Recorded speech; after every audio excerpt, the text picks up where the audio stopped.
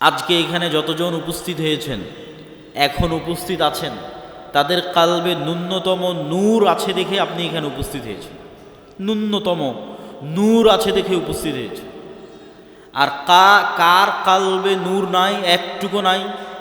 একটা আলামত বলি, যার কালবে চুল পরিমাণও নূর নাই, যাদের ক্ষেত্রে আল্লাহ কোরআনে বলেছেন খাতামাল্লাহু আলা কুলুবিহিম, আল্লাহ তাদের অন্তরে মোহর মেরে দিয়েছেন, মৃত হৃদয়। তো এই মৃত হৃদয়ের একটা আলামত কি? যেমন কেউ যদি পরপর 3 জুমার সালাত পরিত্যাগ করে, তো রাসূল সাল্লাল্লাহু আলাইহি ওয়াসাল্লাম বলেছেন আল্লাহ ওর অন্তরে মোহর মেরে দেয়, তথা ওই অন্তরে নূর নাই, শেষ, মৃত হৃদয়। চলছে হার্টবিট কিন্তু পশুর মতো, চলছে রক্তনালী কিন্তু পশুর মতো, তথা আর জীবিত সে নাই, কেননা তার কাল্ব জীবিত নাই, তার কাল্ব মারা গেছে, নূর নাই। নূর না থাকলে কাল্ব মৃত্যুবরণ করে। সম্মানিত উপস্থিতি, তাহলে আমরা কয়েক পয়েন্টে আপনাদের সামনে তুলে ধরলাম যে নূর পৃথিবীতে অস্তিত্বশীল, বিরাজমান, মানুষের কালবে, চোখে, কানে তৈরি হতে পারে। কোরআন নূর, ইসলাম নূর, ফেরেশতারা নূরের তৈরি, এবং মানুষের সৎ আমল নূর তৈরি করে, এবং নূর তৈরি করতে করতে আমল আসমানের দিকে উঠতে থাকে। ইলাইহি ইয়ারফাউল কালিমুত তাইয়্যিব ইয়াসআদুল কালিমুত তাইয়্যিব, সৎ কথা, সৎ বাক্য আল্লাহর দিকে উঠে যেতে থাকে, উপরের দিকে উঠে যেতে থাকে। এবং ইবনুল কাইয়্যিম রাহিমাহুল্লাহ বলছেন মানুষের রূহ নূরুন লাতীফ, মানুষের রূহ হচ্ছে এক প্রকারের সূক্ষ্ম নূর। এই জন্য রূহ দেখা যায় না, কেননা নূর অদৃশ্য, তো রূহ অদৃশ্য। কিন্তু মানুষের আত্মপরিচয় রূহের উপর নির্ভর করে। মানুষকে যদি পুনরায়ও মানুষের শরীরের সকল কিছু যদি কাজে লাগানো যায়, আর যদি রূহ না দেওয়া যায়, তাহলে আত্মপরিচয় ফিরে আসবে না। যেমন আইনস্টাইনের ব্রেন যদি কপি করা যায়, ইমাম বুখারীর ব্রেন যদি কপি করা যায়, বিজ্ঞান যদি এই লেভেলে পৌঁছে যায়, কিন্তু ইমাম বুখারী, আইনস্টাইন, নিউটন ওরা ফিরে আসবে না, ওদের আত্মপরিচয় ফিরে আসবে না। কেন? আত্মপরিচয় নির্ভর করে রূহের উপর। নূরুন লতীফ। ইয়াসআলুনাকা আনির রূহ কুলির রূহু মিন আমরি রাব্বি, মানুষজন জিজ্ঞেস করে, বলে রূহ কি? আপনি বলে দিন রূহ আল্লাহর আদেশ। আল্লাহ যখন চান প্রতি রাতে এই রূহকে উঠিয়ে নেন। যাদের আল্লাহ মৃত্যু দিতে চান তাদের রূহকে তার কাছে আটকে রেখে দেন, এরা সকালবেলা মৃত অবস্থায় উঠে। আর যাদের আল্লাহ সুবহানাহু ওয়া তাআলা বাঁচিয়ে রাখতে চান, এদের রূহকে আবার ফেরত দিয়ে দেন। এই জন্য সকালবেলা এরা জীবিত অবস্থায় উঠে। এই জন্য দোয়ার মধ্যে বলা হয়েছে আল্লাহুম্মা বিইসমিকা আমুতু, হে আল্লাহ তোমার নামে আমি মারা যাচ্ছি। কেননা তখন রূহের কাজ শেষ হয়ে যায়। রূহের কাজ দেখা, রূহের কাজ শোনা, রূহের কাজ চিন্তা করা, রূহের কাজ বোঝা। বাকি শরীরের হার্টবিট, রক্ত সঞ্চালন এগুলো তো চলছেই, কিন্তু দেখা, শোনা, চিন্তা, গবেষণা যখন বন্ধ হয়ে যায় তখন রূহের কাজ শেষ। এই জন্য যখন মানুষ ঘুমিয়ে যায় তখন রূহের আর কোনো কাজ থাকে না, তখন রূহ উড়াল দেয়। আল্লাহ সুবহানাহু ওয়া তাআলা তার কাছে নিয়ে নেন রূহকে। কোরআনের আয়াতে আল্লাহ সুবহানাহু ওয়া তাআলা বলছেন। এবং সকালবেলা যখন ঘুম থেকে উঠে তখনও দোয়ার মধ্যে শিখিয়ে দেওয়া আছে যে প্রশংসা ওই আল্লাহর, যিনি আমাদেরকে পুনরায় জীবিত করেছে মৃত্যু দেওয়ার পর। তাহলে মৃত্যু দিল কখন? ঘুমই মৃত্যু। এবং প্রত্যেকটা লেভেলে পরবর্তী লেভেলের আলামত আছে, প্রত্যেক লেভেলে পরবর্তী লেভেলের আলামত আছে। এখন আমরা কোন লেভেলে আছি? এখন আছি দুনিয়ার লেভেলে। এই দুনিয়াতে বসে থেকেই বারজাখি জীবন কেমন হবে তার আলামত দেওয়া আছে, যে পরের জগৎটা কেমন হবে তুমি দুনিয়াতে বেঁচে থাকতেই বুঝে নাও। এবার যখন বারজাখি জগতে চলে যাবেন তখন ওখানে আলামত দেওয়া হবে যে কিয়ামতের পরের জগৎ কেমন হবে, তুমি এখান থেকে বুঝে নাও। বারজাখি জগৎ থেকে হালকা হালকা বুঝতে পারবে, কেননা জান্নাতের সাথে দরজা খুলে দেওয়া হবে, কারো দরজা জাহান্নামের সাথে খুলে দেওয়া হবে। সরাসরি জান্নাতে দেওয়া হবে না, সরাসরি জাহান্নামে দেওয়া হবে না, কিন্তু ওখানে বসে থেকে বুঝতে পারবে হালকা হালকা যে জান্নাত কেমন হতে পারে। ওখান থেকে বসে থেকে বুঝতে পারবে হালকা হালকা যে জাহান্নাম কেমন হতে পারে। ঠিক এই দুনিয়াতে বসে থেকে কেমন ছিল ফেরেশতাদের উপরে তার দু একটা হাদিস দেখে নেই। ফেরেশতাদেরকে দেখা সম্ভব, ফেরেশতাদের আওয়াজ শোনা সম্ভব, ফেরেশতাদের অস্তিত্বের অনুভূতি সম্ভব। নবী ছাড়া সাধারণ মানুষও ফেরেশতা দেখেছে, নবী ছাড়া সাধারণ মানুষও ফেরেশতার আওয়াজ শুনেছে। আবু হুরায়রা রাদিয়াল্লাহু তাআলা আনহু থেকে বর্ণিত, তিনি বলেন, একদিন এক ব্যক্তি রাস্তা দিয়ে চলতেছে, তো আকাশ থেকে একটা আওয়াজ পেল, ইসকি হাদিকাতা ফুলান, উমুকের বাগানে পানি বর্ষণ করো। তো সেই ব্যক্তি দেখলো মেঘমালা ওই নির্দিষ্ট একটা বাগানে গিয়ে সেখানে বৃষ্টি বর্ষণ করলো। সেই বৃষ্টি বর্ষণের পানি নালা বেয়ে পড়ে যাচ্ছে। তো এই পানির আলামত ধরে ধরে যারা পিছনে দাঁড়িয়ে আছেন তারা এই পাশে, আমার হাতের বাম পাশে জায়গা খালি আছে, যারা ডান দিকে অথবা পিছনে দাঁড়িয়ে আছেন তারা হাতের বাম পাশে চলে এসে বসতে পারে। তো অদৃশ্য গায়েব থেকে আওয়াজ শুনে ওই ব্যক্তি ওই পানির লাইন ধরে ধরে জমিতে গেল। তো গিয়ে দেখে সেখানে একটা ব্যক্তি কাজ করতেছে, জমি চাষ করতেছে। বলে, ভাই তোমার নাম কি? তো বলে, আমার নাম এই। তো এই ব্যক্তি বলছে, বারে, যেই নাম আকাশে শুনলাম এ তো দেখি সেই নাম বলে। তখন এই ব্যক্তি বলছে, আমি আকাশে তোমার নাম শুনলাম যে অমুকের বাগানে পানি বর্ষণ করো। তো তুমি বলো তো তুমি এমন কি করো যে আকাশে তোমার নামে আদেশ হয় যেন তোমার বাগানে পানি বর্ষিত হয়? তো এই ব্যক্তি বলল যে আমার জমিন থেকে যা ফসল উঠে সেই ফসলের 3 ভাগ করি আমি। 3 ভাগের 1 ভাগ আল্লাহর রাস্তায় দান করে দিই, 3 ভাগের 1 ভাগ এই জমিতে আবার ব্যয় করি, আবার আবাদ করতে খরচ করি, আর 3 ভাগের 1 ভাগ দিয়ে আমার দৈনন্দিন জীবন সংসার সারা বছর পরিচালনা করি।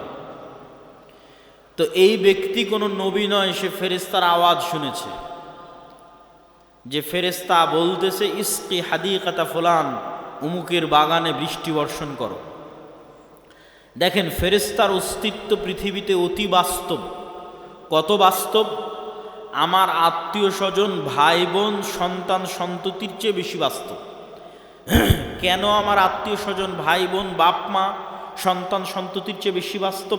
এই জন্য যে আল্লাহ যখন প্রথম আমাদের সৃষ্টি করেছে, প্রথম যখন জান্নাতে আল্লাহ আমাদের সৃষ্টি করেছে আমাদের আদি পিতা আদম আলাইহিসসালাতু ওয়াসসালামকে, তখন আদম আলাইহিসসালাতু ওয়াসসালাম চোখ খুলে দেখেনি যে এটা আমার বাপ, এটা আমার মা, আর চোখ খুলে দেখেনি যে এটা আমার বউ, চোখ খুলে দেখেনি যে এটা আমার ছেলে। চোখ খুলে প্রথম পরিচিত হয়েছে বারে ফেরেশতা।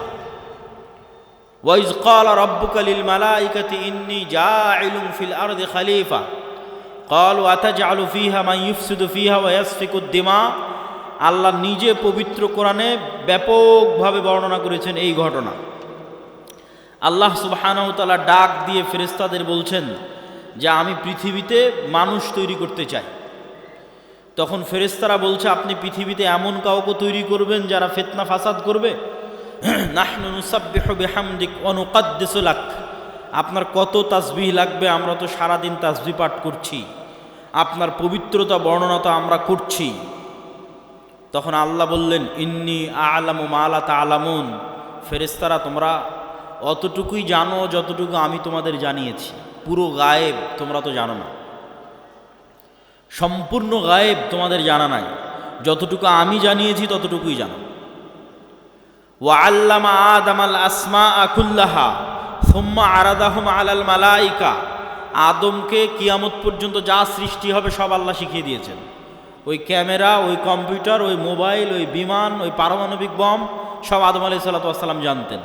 আদম আলাইহিসসালাতু ওয়াসসালামের ব্রেনে ছিল বলেই সেটা ট্রান্সফার হতে হতে হতে হতে হতে হতে মানুষের ব্রেনে এখনও আছে। এই জন্য ওটা মানুষ বের করে নিয়ে আসতে পারতেছে। যদি বাপের ব্রেনে না থাকে জীবনে সম্ভব নয় ওটা নিয়ে আসা। বাপের ব্রেনে ছিল, ট্রান্সফার হতে হতে মানুষের ব্রেনেও আছে। সময় সাপেক্ষে যুগের প্রয়োজনে বের হতে থেকেছে। যুগের চাহিদায় ওই পর্দাটা উন্মুক্ত হয়ে গেছে, যুগের চাহিদায় ওই পর্দাটা উন্মুক্ত হয়ে গেছে, ওই জ্ঞানের দরজাটা খুলে গেছে। কিন্তু সবগুলো জ্ঞান আগেই বাপের ব্রেনে রাখা আছে। বাপের ব্রেন থেকে ট্রান্সফার হতে হতে সন্তানের ব্রেনেও আসতে থেকেছে। যুগের প্রয়োজনে যখন যে জ্ঞানের দরকার, যখন যে গায়েবের পর্দা উন্মোচন হওয়ার দরকার, সেটা উন্মোচন হতে থেকেছে। ও আল্লামা আদম আল আসমা কুল্লাহা, সব শিখিয়ে দিলেন আল্লাহ আদম আলাইহিস সালামকে। তারপরে ফেরেশতাদের ডাক দিয়ে বললেন, ফেরেশতারা বলো, আম্বিউনি বি আসমাই হাউলাই, এগুলোর নাম বলো, এগুলো কি? তখন ফেরেশতারা আর বলতে পারে না, ক্বালু সুবহানাক লা ইলমা লানা ইল্লা মা আল্লামতানা, আল্লাহ আপনার পবিত্রতা, আপনি মহাপবিত্র, আমরা অতটুকুই জানি যতটুকু আপনি জানিয়েছেন, এর বাইরে আমাদের জানার কোনো ক্ষমতা নেই। ইন্নাকা আনতাল আলিমুল হাকিম, আপনি হলেন সর্বজ্ঞানী, আপনি হলেন সর্বজ্ঞানী এবং সর্বপ্রজ্ঞাময়। তখন আল্লাহ বললেন, ইয়া আদম আম্বিউহুম, এই যে আদম, এবার তুমি বলো তো এই জিনিসগুলোর নাম কি? ফালাম্মা আম্বাআহুম বিআসমাইহিম, তখন আদম আলাইহিস সালাতু ওয়াস সালাম সবগুলোর নাম বলে দিলেন। এবার আল্লাহ ফেরেশতাদের বললেন, ওয়াইজ কুলনা লিল মালাইকাতি ইসজুদু লি আদম, তখন আমি আল্লাহ ফেরেশতাদের বললাম, ফেরেশতারা তোমরা এবার আদমকে সিজদা করো। তাহলে আমরা সবার আগে কাদেরকে দেখলাম এবার বলেন? জোরে বলেন না যে কাদের দেখলাম, না আর এক মানুষকে দেখেছি? তাহলে আপনার বাপ মা আগে না ফেরেশতা আগে? ফেরেশতা আগে। আপনার সন্তান আগে না ফেরেশতা আগে? আপনার সন্তানের অস্তিত্বের চেয়ে বেশি সত্য আপনার সাথে ফেরেশতা আছে, আমাদের সাথে ফেরেশতা আছে। আপনার বাপ মায়ের অস্তিত্বের চেয়ে বেশি সত্য যে আমাদের সাথে ফেরেশতা আছে। কেন আমরা যখন প্রথম সৃষ্টি হয়েছি তখন থেকে ফেরেশতাদের সাথে আমরা কানেক্টেড, তখন থেকে আমরা ফেরেশতাদের দেখেছি। গায়েবের উপর ঈমান না থাকার কারণে দুনিয়াতে এসে ভুলে গেছি। তাহলে আদম আলাইহিস সালাতু ওয়াস সালামের ঈমান কোন লেভেলের হবে যে ফেরেশতারা আছে? আদম আলাইহিস সালাতু ওয়াস সালামের ঈমান তার ছেলের অস্তিত্বের চেয়ে বেশি যে ফেরেশতারা আছে। আদম আলাইহিস সালাতু ওয়াস সালামের ঈমান তার স্ত্রী হাওয়ার অস্তিত্বের চেয়ে বেশি যে ফেরেশতারা আছে। সম্মানিত উপস্থিতি, তাহলে ফেরেশতাদের অস্তিত্ব আছে, নূর বিরাজ করতেছে, দেখি না কেন, দেখা যায় না কেন, কি সমস্যা? তো এইটার ক্ষেত্রে আপনাকে দু একটা উদাহরণ দিই। আজ থেকে 100 বছর আগে আটমূলের যে মানুষটা মারা গেছে, সেই মানুষটাকে আজকে উঠান, যদি তাকে জীবিত করা যায় তাহলে সে জীবিত হল। জীবিত হওয়ার পর সেই মানুষকে আপনি বলবেন যে আমি আব্দুল্লাহ আওয়াজ দিব, এখানে বাজবে ঢাকায়, সাথে সাথে আমি আওয়াজ দিব, এখানে আওয়াজ বাজবে কোথায়? ঢাকাতে। আমি আওয়াজ দিব, এখানে বাজবে আমেরিকাতে। আমি আওয়াজ দিব, এখানে বাজবে মক্কায়। সে কি বিশ্বাস করবে? কিন্তু এখন তো বাজতেছে, এই যে লাইভ চলতেছে, সারা পৃথিবীতে বাজতেছে, বলতেছি এখানে, বাজতেছে সারা পৃথিবীতে।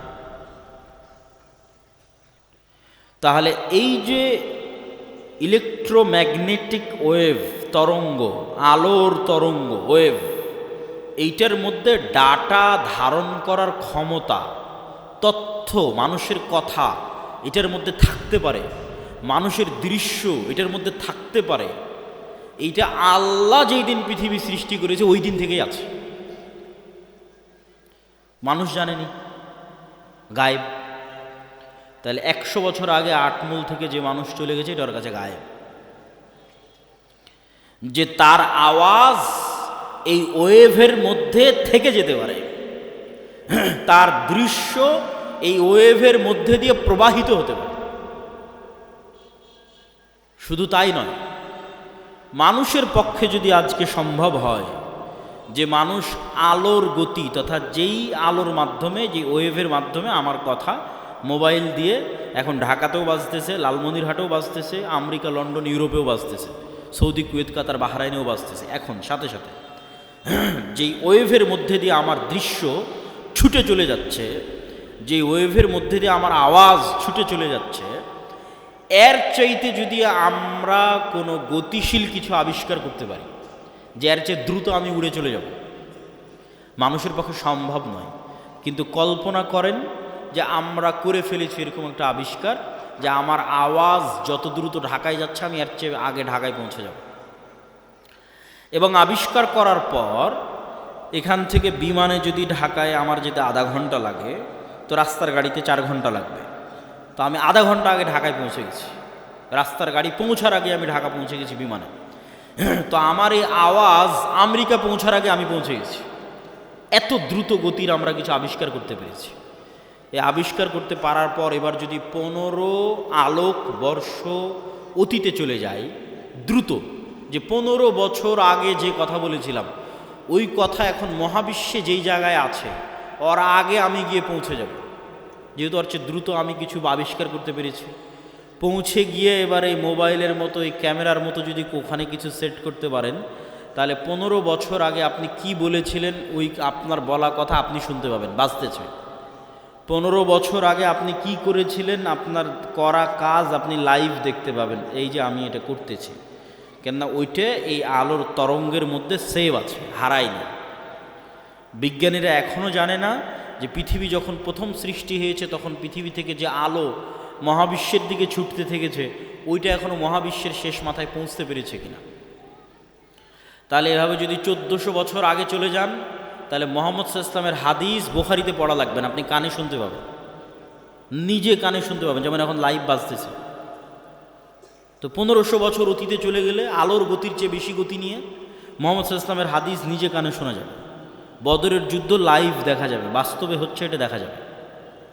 এটা মানুষের দ্বারা সম্ভব নয়, এটা দিয়ে আল্লাহ মানুষের গুনাহকে গোপন রেখেছে, নাহলে একজন মানুষের গুনাহ গোপন থাকতো না। এই আলোর গতির চেয়ে মানুষের গতি কম থাকার কারণে মানুষের গুনাহ আজ গোপন আছে।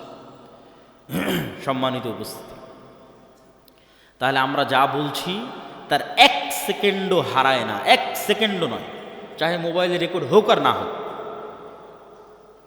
ওই তরঙ্গের মধ্যে থেকে যায়। যে কেউ চাইলে ধরে বের করে নিয়ে আসতে পারবে। আল্লাহ সুবহানাহু ওয়া তাআলা এটা দিয়েই ধরে বের করবেন এটা আমি বলি, কিন্তু এত সহজ মানুষের হিসাব নেওয়া, এত সহজ মানুষকে পাকড়াও করা, এইভাবেই পৃথিবী সেট আপ করা আছে। এখানে মানুষের একটা সেকেন্ড গোপন নয়, একটা সেকেন্ডও নয়।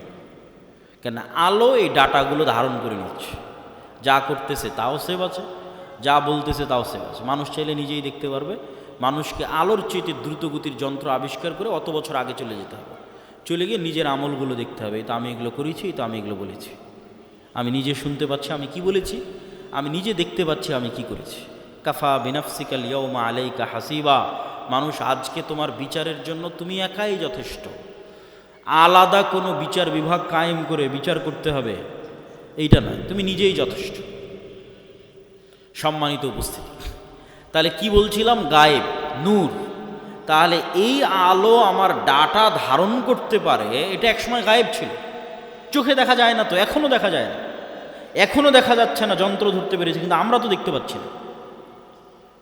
তাহলে ওইটা যেমন সত্য যে আল্লাহ যেদিন পৃথিবী সৃষ্টি করেছেন ওই দিন থেকে মানুষের বলা কথায় আলোর মধ্যে থেকে গেছে, মানুষের বলা কাজ করা কাজ এই আলোর মধ্যে থেকে গেছে, এর চেয়ে বেশি সত্য যে এখানে নূর আছে, ফেরেশতা আছে, এটা এখন গায়েব।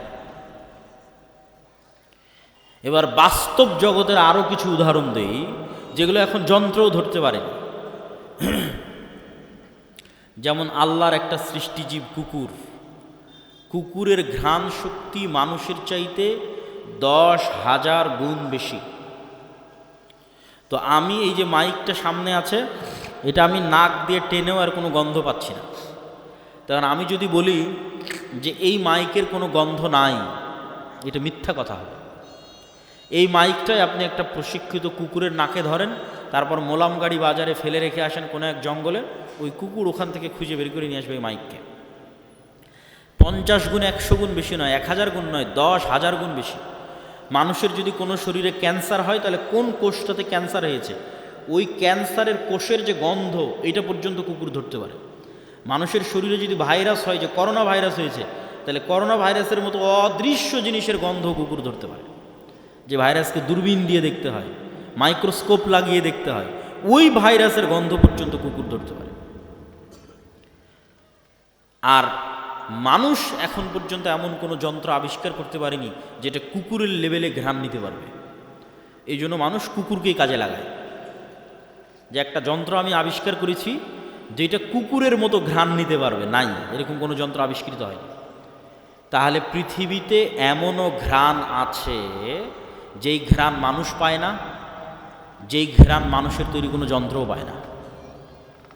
এখন এখানে যদি মিসকে আম্বরের মতো সুগন্ধি থাকে, ধরেন কথার কথা ফেরেশতারা এসেছে, ফেরেশতাদের গায়ে মিসকে আম্বরের মতো সুগন্ধি আছে, ওই সুগন্ধি আমি পাচ্ছি না, কথা কি আমার বুঝতে পারছেন? তো আমি যে ওই সুগন্ধি পাচ্ছি না, তার মানে সুগন্ধি নাই, এটা কি ঠিক? এটা ঠিক নয়। ঠিক তেমনি এমনও আওয়াজ আছে, কবরের আযাব কই, শুনতে তো পাই না। পাশ দিয়ে পিঁপড়া যাচ্ছে, শুনতে পান? শুনতে পাই না। এই রেকর্ডারও যদি ওই পিঁপড়ার কাছে লাগান তবুও ধরা যাবে না পিঁপড়ার আওয়াজ। তাহলে পিঁপড়ার হাঁটার আওয়াজ হয় না? মিথ্যা কথা। সাপের যাওয়ার আওয়াজ হয় না? মিথ্যা কথা। ওইটা যেই লেভেলের সূক্ষ্ম আওয়াজ, ওটা আবার আল্লাহর আর এক সৃষ্টিজীব ধরতে পারে। যেমন হাতির মতো অন্য আরও কিছু প্রাণী আছে, আর আওয়াজ ধারণে খুবই সূক্ষ্ম, কয়েক লক্ষ কোটি কিলোমিটার দূরের আওয়াজ, সূক্ষ্ম থেকে সূক্ষ্ম আওয়াজ ধারণ করতে পারে। তাহলে কবরের আযাব হচ্ছে, কে শুনতে পায়? আল্লাহর সৃষ্টিজীব শুনতে পায়, মানুষ শুনতে পায় না। তাহলে এটা এখনো পৃথিবীতে এরকম অসংখ্য সৃষ্টিজীব আছে যাদের একজনের কাজ আর একজনের সাথে মিলবে না। আপনি একটা ঘরের মধ্যে একটা বাবুই পাখিকে ছেড়ে দেন, ও জানালাই খুঁজে পাবে না কোথায় জানালা। একবার দেওয়ালের সাথে বাড়ি খাবে, একবার ছাদের সাথে বাড়ি খাবে, অথচ আপনি দেখতে পাচ্ছেন এটা জানালা, ও জানালা খুঁজে পায় না। ওর দৃষ্টিশক্তি ওইভাবেই আল্লাহ সীমাবদ্ধ করে রেখেছে। তো ও যেমন জানালা খুঁজে পাচ্ছে না, ঠিক তেমন আপনি ফেরেশতা খুঁজে পাচ্ছেন না। ওই পর্যন্তই আপনার জ্ঞানের সীমা, দেখার সীমা, অনুভূতির সীমা। সাপ মানুষকে দেখতে পাই যে আমি আব্দুল্লাহ 5 ফিট 5 ইঞ্চি, 5 ফিট 6 ইঞ্চি মোটা, এরকম দাড়ি, সাদা কালো, যেভাবে আপনি আমাকে দেখছেন এভাবে সাপ দেখেন। এভাবে দেখার ক্ষমতা আল্লাহ সাপকে দেয়নি।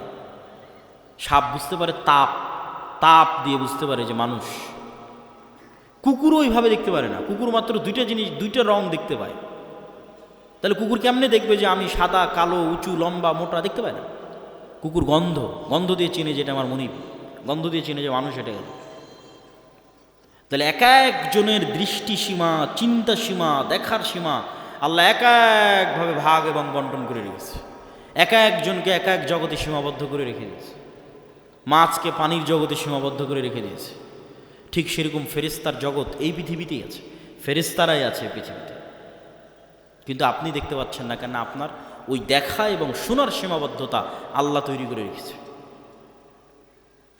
সম্মানিত উপস্থিতি, তাহলে পৃথিবীতে এমনও আওয়াজ আছে যা মানুষ শুনে না, মানুষের যন্ত্র শুনে না। এমনও গন্ধ আছে যা মানুষ নিতে পারে না, মানুষের যন্ত্র নিতে পারে না। ঠিক এমনও আলো আছে মানুষ দেখে না, মানুষের যন্ত্র দেখে না, আল্লাহর সৃষ্টি দেখে। রাসূলুল্লাহ সাল্লাল্লাহু আলাইহি ওয়াসাল্লাম বলেন, ইযা সামি'তুম সাইহাতাদ দীকাহ, যখন তোমরা মোরগের আওয়াজ শুনতে পাও তখন আল্লাহর কাছে কল্যাণ কামনা করো। ফা ইন্নাহা রাআতিল মালাইকা, ফেরেশতাদের যেই নূর, এই নূরের যে আলো, এই আলো মোরগ দেখতে পায়। বলেন আল্লাহু আকবার। তাহলে ফেরেশতা বিরাজমান, নূর বিরাজমান। মানুষের যন্ত্র দেখতে পায় না, মানুষ দেখতে পায় না, কিন্তু আল্লাহর এক সৃষ্টিজীব দেখতে পায়। রাসূল সাল্লাল্লাহু আলাইহি ওয়াসাল্লাম বলছেন, যখন তোমরা গাধার আওয়াজ শোনো, নুহাকাল হিমার, তখন ফাতাআউযু মিনাশ শাইতান, তখন তোমরা শয়তান থেকে পরিত্রাণ চাও। শয়তানের আলো আর এক ভিন্ন লেভেলের আলো, এটা আগুনের আলো, এটাও অদৃশ্য। মাইক্রোওয়েভ ওভেনের যে হিটিং, এইটা যেমন অদৃশ্য, ঠিক তেমন জিনের আলো, শয়তানের আলো অদৃশ্য। কিন্তু ওই আলো কুকুর দেখতে পায়, গাধা দেখতে পায়, মানুষ দেখতে পায় না। সম্মানিত উপস্থিতি, তাহলে আমি আপনি দেখতে পাই না মানে অস্তিত্ব নাই, এটা সম্পূর্ণ মিথ্যা কথা, সম্পূর্ণ ডাহা মিথ্যা কথা। যেগুলোর নিদর্শন, যেগুলোর আলামত আল্লাহ নিজে পৃথিবীতে দিয়ে রেখেছে। তাহলে আমরা কি বলছিলাম? ফেরেশতা আছে, ফেরেশতার আওয়াজ মানুষ শুনতে পারে, ফেরেশতাকে দেখতেও পারে। বনু ইসরাইলের 3 জন ব্যক্তি অন্ধ, কুষ্ঠ, টাক, আল্লাহ ফেরেশতা পাঠিয়েছে তাদের কাছে মানুষ হিসেবে পরীক্ষা নেওয়ার জন্য। রাসূল সাল্লাল্লাহু আলাইহি ওয়াসাল্লাম একদিন মসজিদে নববীতে বসে আছে, একজন অপরিচিত মানুষ আসলো, যে অপরিচিত মানুষের পোশাকে সফরের আলামত নাই, লা ইরা আসারুস সাফার, সফরের কোনো আলামত নাই, আর তাকে মদিনার কেউ চিনেও না। তো জিজ্ঞেস করছে, মাল ইসলাম, মাল ইমান, মাল ইহসান, মাতাসাআহ, ইমান কি, ইসলাম কি, কিয়ামত কখন হবে? জিজ্ঞেস করে উত্তর নিয়ে বিদায় নিয়ে চলে যাচ্ছে। রাসূল সাল্লাল্লাহু আলাইহি ওয়াসাল্লাম বললেন, জানো কে এসেছিল? জিবরাইল এসেছিল দিন শিখানোর জন্য। তাহলে সাহাবীদের ফেরেশতাদের উপর ঈমান কোথায়? সাহাবীদের ঈমান ফেরেশতাদের উপর কোথায়? এই মর্মে এবার আরও কয়েকটা হাদিস আপনাদের সামনে তুলে ধরব। জাবের রাদিয়াল্লাহু তাআলা আনহু বলছেন, সাদ বিন মুআজ আনসারী সাহাবী, আউস খাজরাজ গোত্রের প্রধান, খন্দকের যুদ্ধে আহত অবস্থায় শহীদ হয়েছে। ইয়াং বয়সে 35, 38, 40 বছর বয়সে। রাসূল সাল্লাল্লাহু আলাইহি ওয়াসাল্লামের আশেপাশে যেগুলো ছিল সব ইয়াং। রাসূলুল্লাহ সাল্লাল্লাহু আলাইহি ওয়াসাল্লাম বললেন, ইহতাজ্জালাহু আরশুর রহমান, আল্লাহর আরশ কেঁপে উঠেছে সাদ বিন মুআজের মৃত্যুতে। ওয়া ফুতিহাত লাহু আবওয়াবুস সামা, আসমানের সব দরজা আজকে সাদ বিন মুআজের মৃত্যুতে খুলে দেওয়া হয়েছে। ওয়া শাহিদাহু সাবউনা আলফাম মিনাল মালাইকা, 70,000 ফেরেশতা আমাদের সাথে আজকের জানাজায় অংশগ্রহণ করেছে সাদ বিন মুআজের জানাজায়। বলেন আল্লাহু আকবার।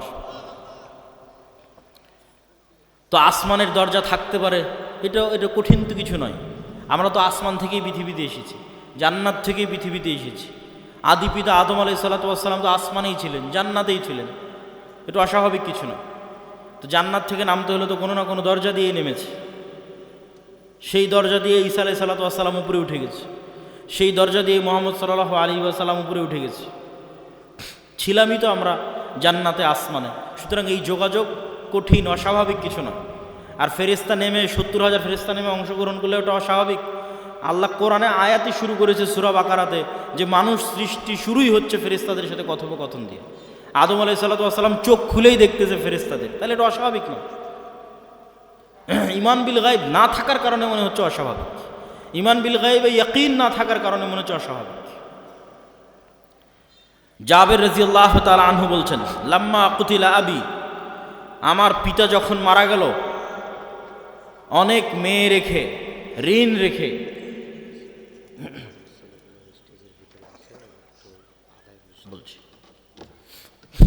ঋণ রেখে, তখন জাবের রাদিয়াল্লাহু তাআলা আনহু কাঁদতেছে। আল্লাহর নবী বলতেছে, তুমি কেন কাঁদছো?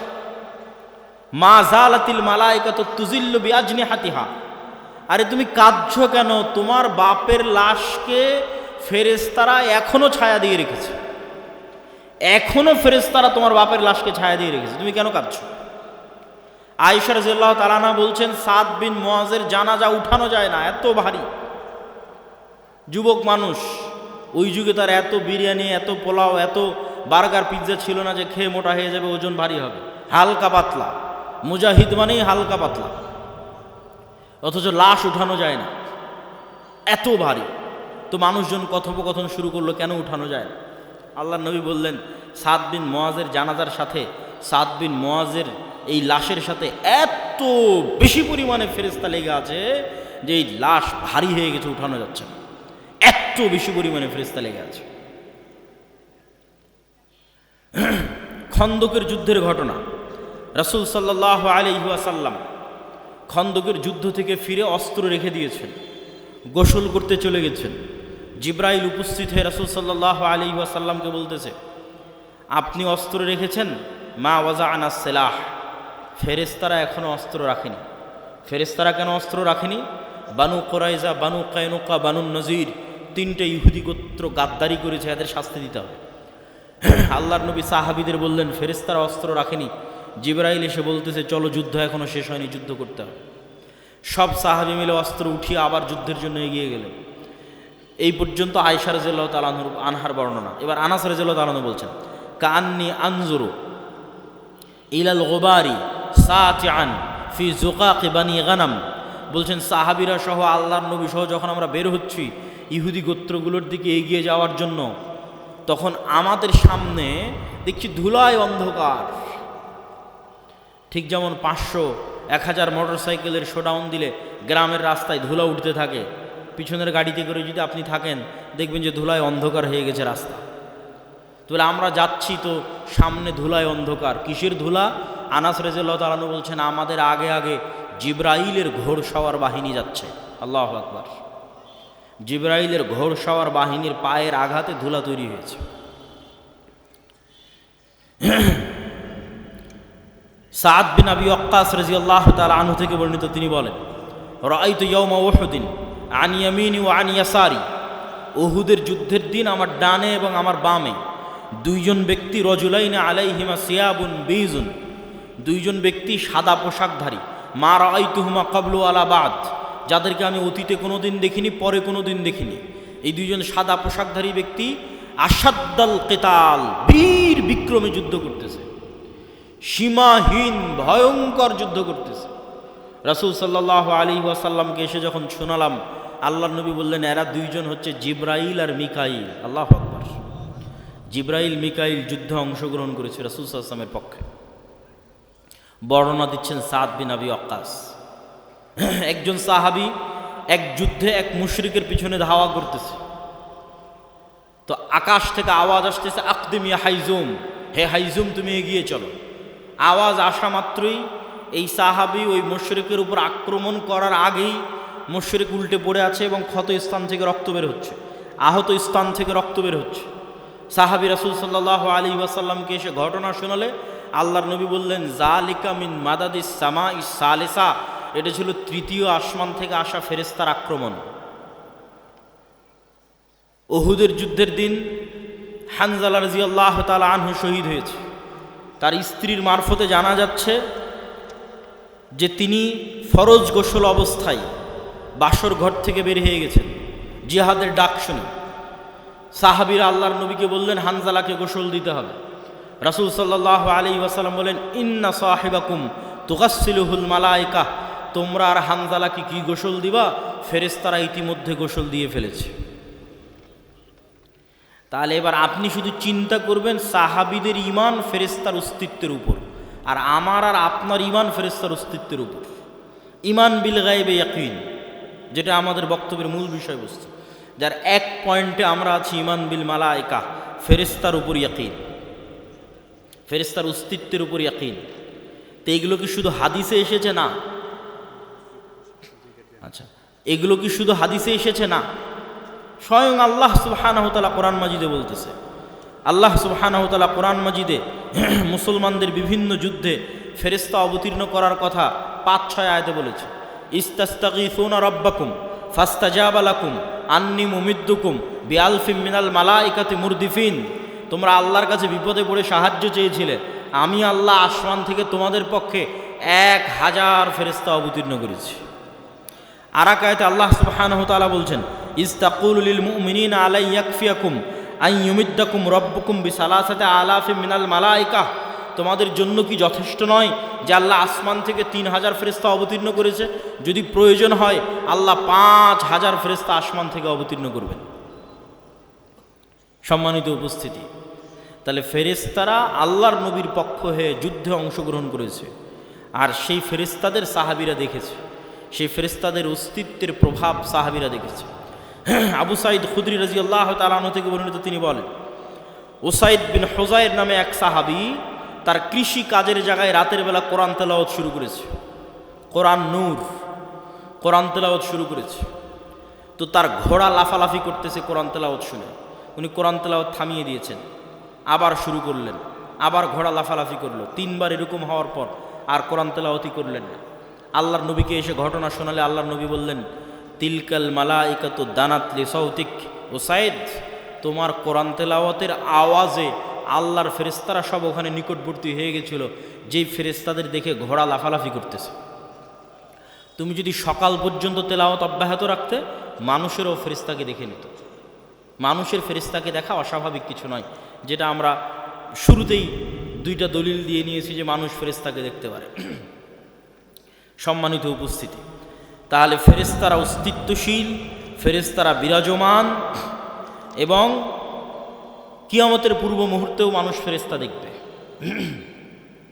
মানুষের যদি ঈমান বিল গায়ব নাও থাকে তবুও দেখবে। ঈসা আলাইহিস সালাতু ওয়াস সালাম যখন নেমে আসবে তখন 2 ফেরেশতার কাঁধে নেমে আসবে। দাজ্জাল যখন মক্কা এবং মদিনায় প্রবেশ করবে তখন ফেরেশতারা উন্মুক্ত তরবারি হাতে থাকবে। তো এই আলোচনা থেকে আমাদের শিক্ষা কি? এই আলোচনা থেকে আমাদের শিক্ষা হচ্ছে যে পৃথিবীতে মানুষ 2 ধরনের, হয় শয়তানের গোলাম, শয়তানের বন্ধু, আর না হলে আল্লাহর গোলাম, আল্লাহর ফেরেশতার বন্ধু।